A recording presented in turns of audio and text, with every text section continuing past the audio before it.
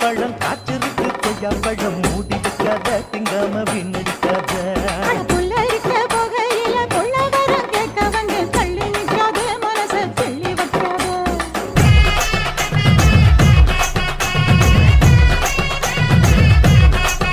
அடியாய் மது முட்டாய் சீர கட்டி